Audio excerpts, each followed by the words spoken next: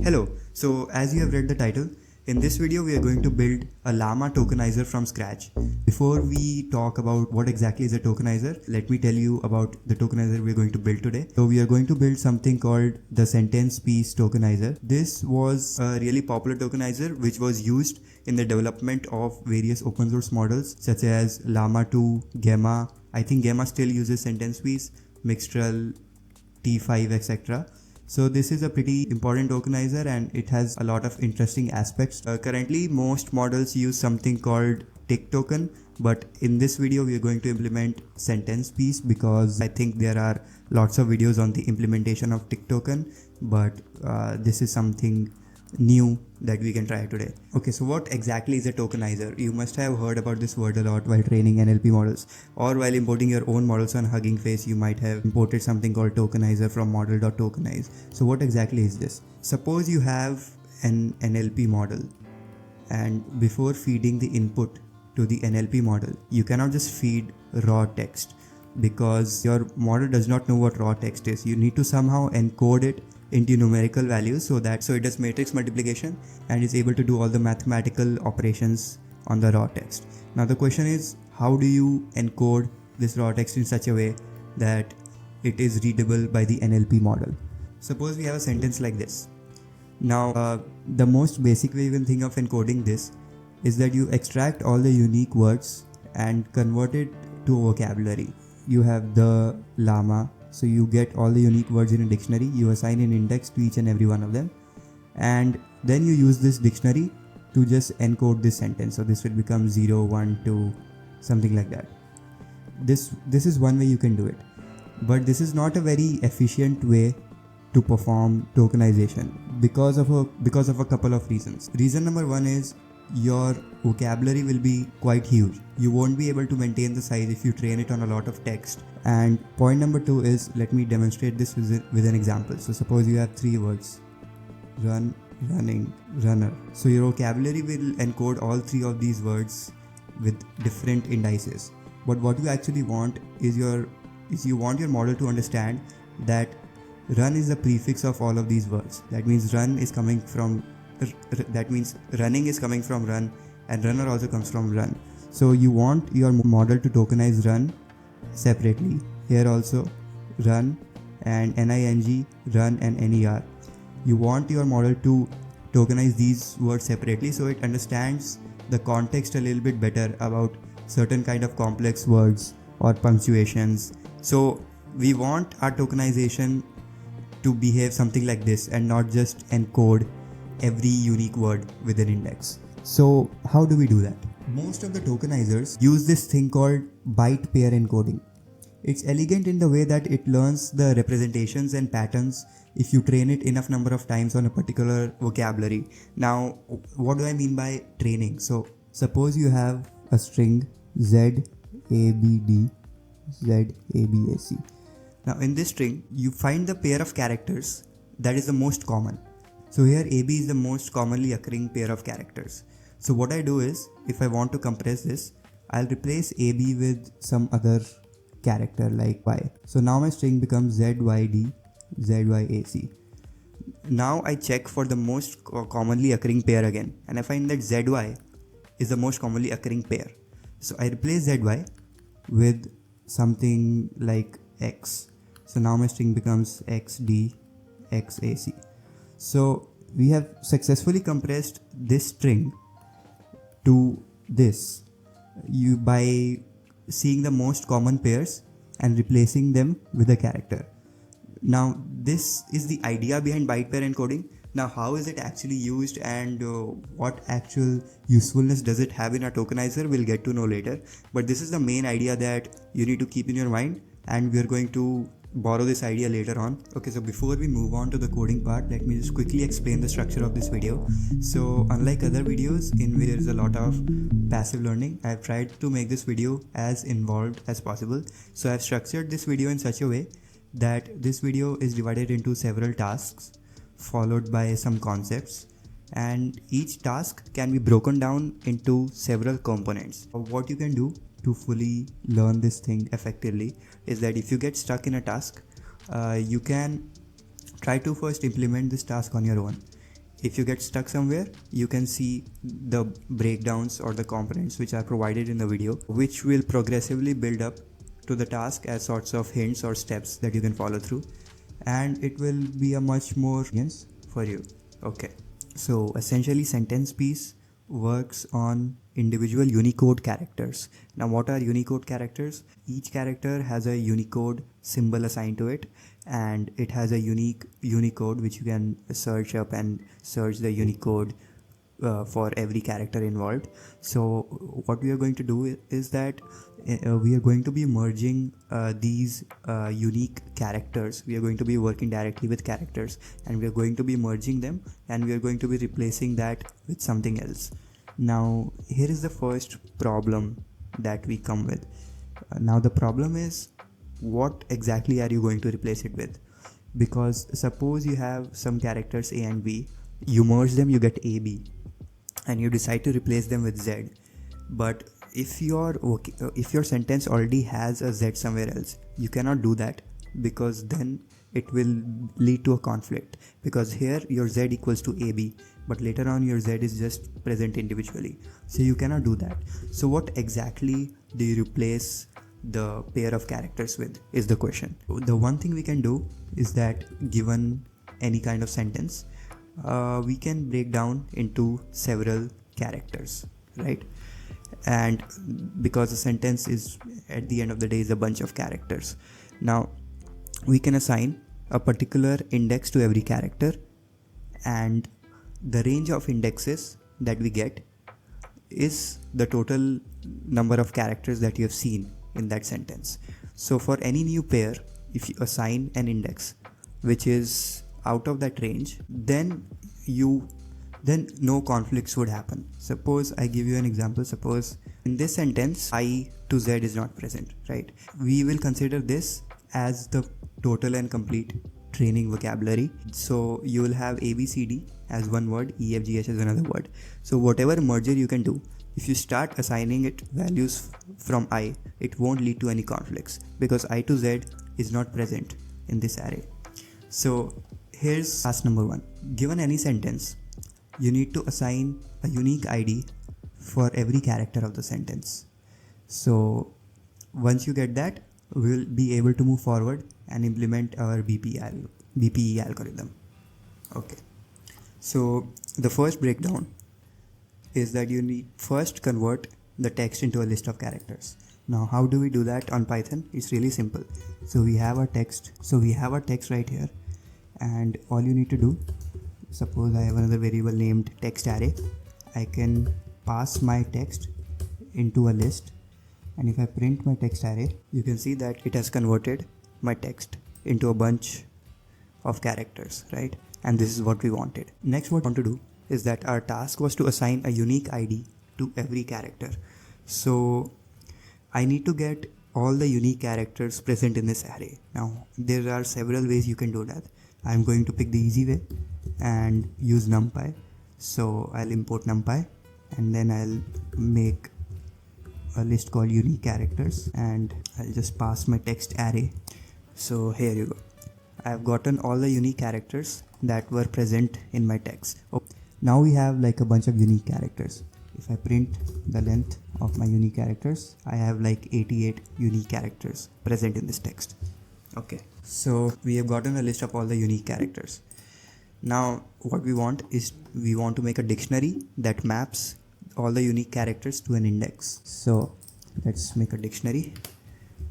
I'll call it, say, vocab, or I can call it initial mapping, because we're going to use vocab later on.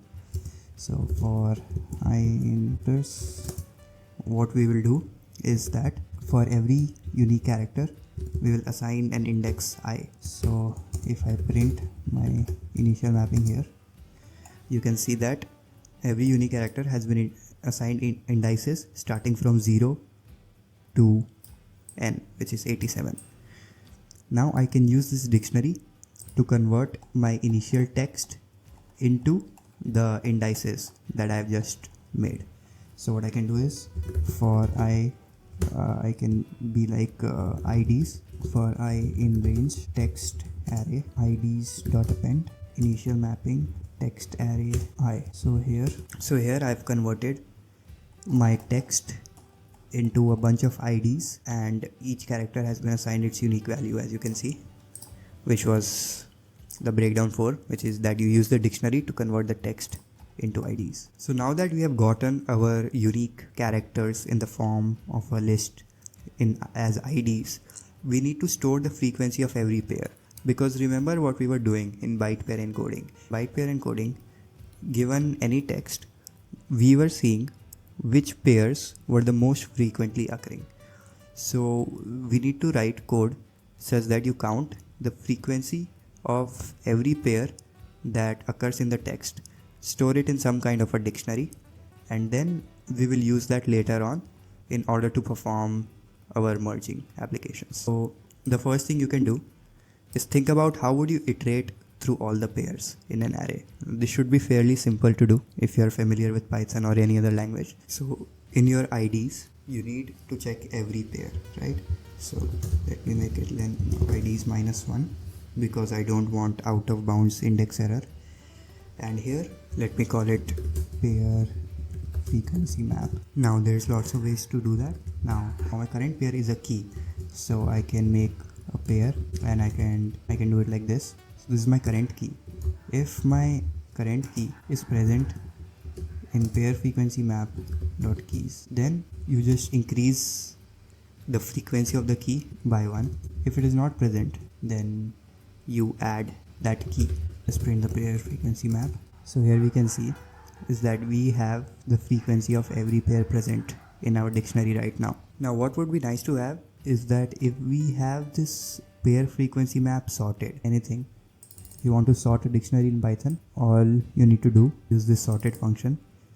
It iterates through all the items, sorts them according to item 1, which is the second value of the item, and reverse equals to true means it will sort them in descending order. And my sorted pair frequency map. So as you can see, now we have a sorted list of all the pairs with their frequency. What you can try to do is you can try to make this into a function so we can use this later to get a dictionary or statistics of any kind of text. So now you can see if I pass my IDs to stats, my return stats function, it provides me the frequency of every pair of IDs present in my array, and this is exactly what we wanted.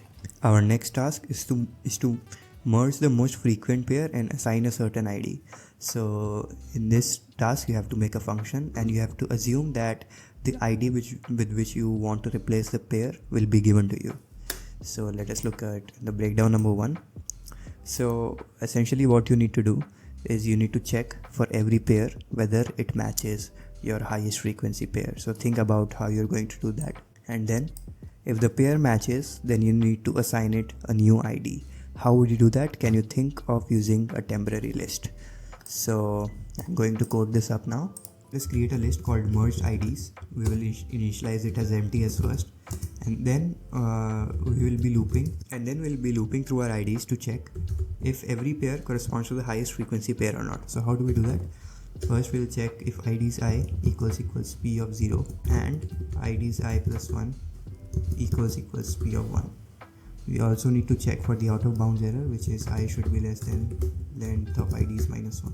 If that happens, then inside of our empty list we will just append the ID that is given to us, else we will append it as it is. So this will be IDs of I. Class, you're returning merged IDs. Now we have gotten the length of our merged IDs. So earlier as you can see, the length of our IDs was 1440 and it has reduced to 14085, which is the difference of 315. That means that we have merged 315 pairs of 58,2 into a single ID, which has helped us reduce the length. Okay, so our next job is to recursively merge the most frequent pairs in a loop. So now that we have created a merge function and we have also created a get return stats function, we know the frequency of every pair, and we will also be able to merge any pair given to us with any given index. If you have the number of iterations as say 20, so given a sentence it will merge the most frequent pairs and encode them, and then After that, it will repeat the same process. It will find the most frequent pair, merge them again, and will keep doing this till 20 iterations. So you need to make a function that does this. The first thing you can do is you need to think about how would you track your merges in the dictionary, because you don't just want to merge the most frequent pairs, you also need to record what you're merging, so that later on we'll be able to decode, we'll be able to construct a vocabulary using our merges. The next thing you need to think about is how would you assign unique ID to every one of your merges. So my start ID will be length of unique characters plus 1. So if I print my start ID, so we are going to be assigning values starting from 89, and let's create a train function which will accept the numbers of our ID. So we will use our getStats function which accepts IDs. If I want to get the topmost pair, I can just do stats 0 0. Now what we want to do is replace this most frequent pair with an ID. So we have already written a function for that. We'll just call that function here. We want to merge our IDs and most frequent pair with, so I'll put this in a loop in range number of iterations inside. Start ID is length of unique characters, then this will become start ID plus I. So we will be assigning indexes starting from the end of our unique characters, and this will return us the merged IDs. The another thing that we discussed about was storing each of the merges. So we'll create a merges dictionary, and what we want to do is that we want to store what index are we replacing every pair by. So essentially what we will be doing is inside our merges dictionary we'll be storing the most frequent pair as the key and as the index, and we will store start ID plus I as the index, because that is the index we are using to replace our pair. Now why would this be useful? Because later on you will see that if a comma b is present and we replace it with z, then there is a way to recursively merge them to create our vocabulary. But this is not important for now. The important part is you would want some kind of mapping between your most frequent pair and the ID you are assigning to that pair. That's why we have a merges dictionary, and we'll be storing all of that information in our merges dictionary. The train function returns us a dictionary in which we are merging the most frequent pair at every time step. So earlier you can see that 58,2 was the most frequent pair in our sentence, and we merged it and replaced it with an ID of 88 because the total length of our unique characters is 87. So we keep doing this and we get a dictionary of all the merges that we have done. Now our next goal is to generate a vocabulary using the dictionary we created. Suppose in our previous example this was given, and assume that you have encoded these with integers. So I'll replace this with some x value. I'll replace this with some y value. Now in your merges dictionary you will store that you have merged AB with x and zx with y, but now you want a vocabulary from it. So a comma b is one pattern that you have learned. The next pattern that you have learned is actually z comma x, but x is the new ID assigned. We don't know what x is, so we replace x with a comma b and we get z comma a comma b as y. So this left part becomes your vocabulary. Essentially your model has learned, essentially your tokenizer has learned that a comma b is the most frequently occurring, z comma a comma b is also the most frequently occurring. Essentially what we want to do is that we want to convert this dictionary into something that makes sense like this. Okay, so breakdown 1 is you need to think about how the elements are ordered in your dictionary. Is there any way you can use that to replace the IDs? Let's see how this breakdown actually works. So if you see our initial vocab looks something like this. So every unique character is marked with its unique index, and we will be expanding this vocab because this vocab only consists of single characters. So let me explain how this works. If you have a number like 88, Now what we want to do is, at a later stage, if you find this number anywhere, you would want to replace 88 with its respective pair, right? So we want a dictionary in such a way that maps this number 88 to its pair, such that you can replace 88 with the concatenation of these two numbers. Suppose this number 88 is formed by characters E and a space. Now in our dictionary, 88 will be stored as 58 plus 2, but we won't add 58 plus 2 directly. We will store the concatenation of 58 plus 2. So in our dictionary, 88 will be stored as, if 58 is E, then E plus dash or space or whatever. In a later stage, if you find something else combining with 88, suppose you find 78, 88 gives you 100, then you can write 100 as 78 plus the value of 88 in your vocabulary, which you have already stored. So I'll be like vocab of 88, and as vocab of 88 is given E plus space, so you can say 100 is whatever the ASCII value of 78 is plus E plus space. So in this order, you can keep storing the values in the dictionary and replace every pair. In our vocabulary, for every frequency, we are storing the concatenation of the first and second elements of the pair, so that later on, whenever we discover suppose 88 in another one of the pairs, we'll be able to reference this dictionary again and recursively keep adding characters into our vocab. Here we can see that till 88 our unique characters are coming. Starting from 91, we can see the combination of characters have started occurring, and this is essentially the vocab that our tokenizer has learned. Okay, so our next task is fairly simple. You need to modularize the code, basically all the functions that we have coded up, the train function, the merge function, and the get stats function. Your class should look like this. In the init function, you initialize all of the variables that you need, and then you have the get stats function that you have already made, the merge function, and the train function. So calling my class should look like this.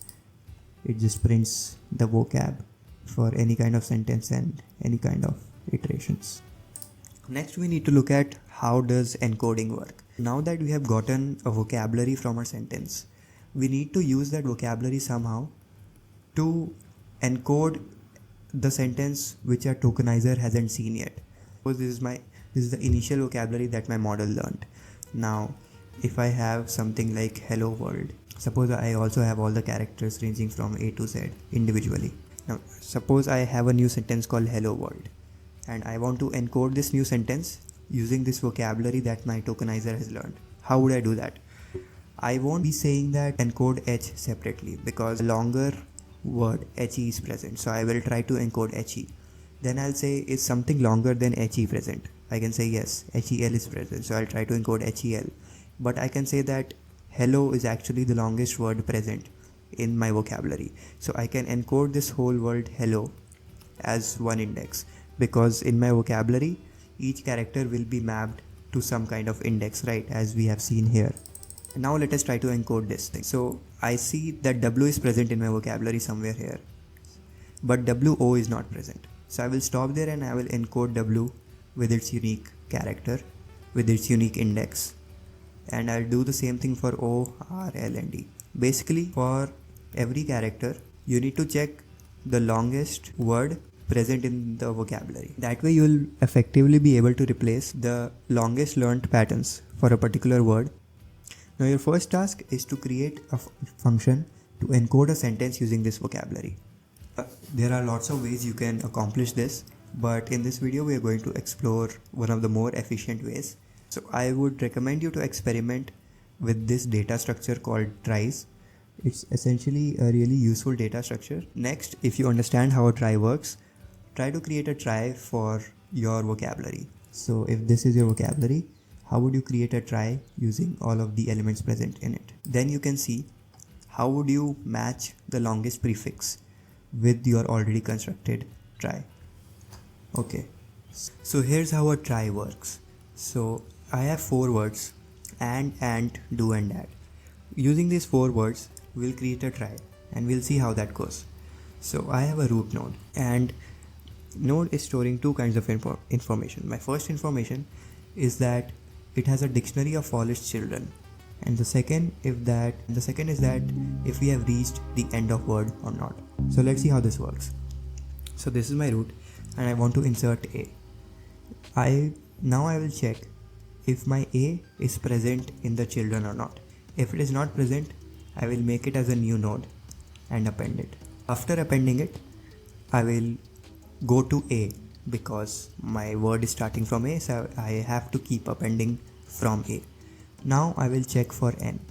If my n is not present in any of the children of a, I will append n here. Then for the d, I will do the same thing. Now for our next word, ant. So we will check if a is present as any of the children of the root. As it is present, we won't bother creating a new node for a. We will just go to the already present node that is in the child of root, and we will move on to the next letter, which is n.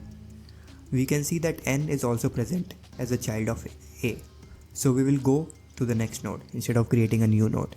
And for t, we can say that t is not a child of n, so we will append t here. We will do the same thing for the word do. So d is not a child of root, so we'll create a new node and we will append over here, and dad will be appended, d, a and d. So this is what our try is going to look like. Also, at the end of every word, we will mark this node by end of word true. So the last thing we want to do is write a function that matches the longest prefix with this try. So how do we create a function like that? So all we need to do is use the same logic. In this sentence, what we want to do is we see the first character, which is a, and it is a children of the root. It is a child of the root. Then we look for the next character that is also a child of the root. Then we look at the next character, d, and we have reached the end of word. As we have reached the end of word, we see that the length of the longest prefix is 3, and the longest vocab that we have matched is and, which will be mapped to some index in our encoder vocabulary. So we replace and with that index and we move forward by 3, which is the length of our longest matching prefix. So here we will encode and with some index, say some random number 88, and then we will move on to this word called the. So let's see if we can write this function.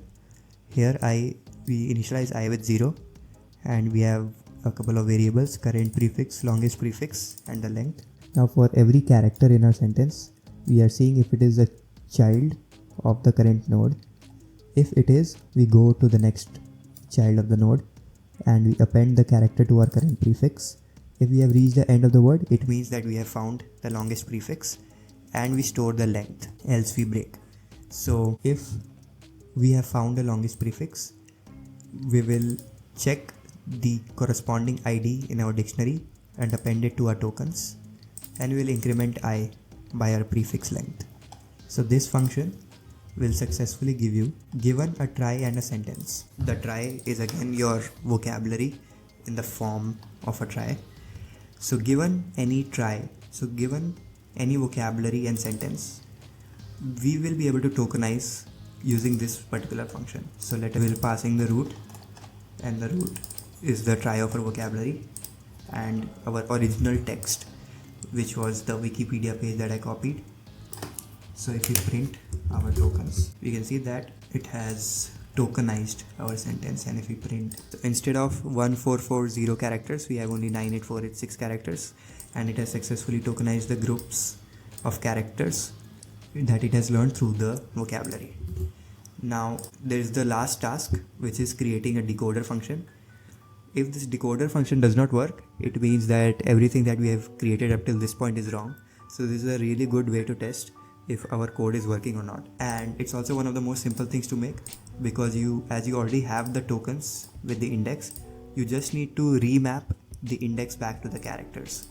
So in your list of tokens, you see what word does your token correspond to in your vocabulary and append it to the text. So if I print this, you can see that we get the original text back. After this video, you can explore concepts used in the tick token tokenizer, in which we use the UTF-8 encoding to tokenize the words, which solves the problem of replacing unknown words, because in our text we do have some characters that could not be included in our vocabulary and we are replacing them with the unknown tag. And you can also try to modularize this code with the encode and decode function. So you will have two classes, one for training and one for tokenizing. You can use the training class to train on any kind of data set, and for tokenization you can tokenize any new input using your tokenizer, which will be, I think, really useful. So that marks the end of this video. Thank you for watching.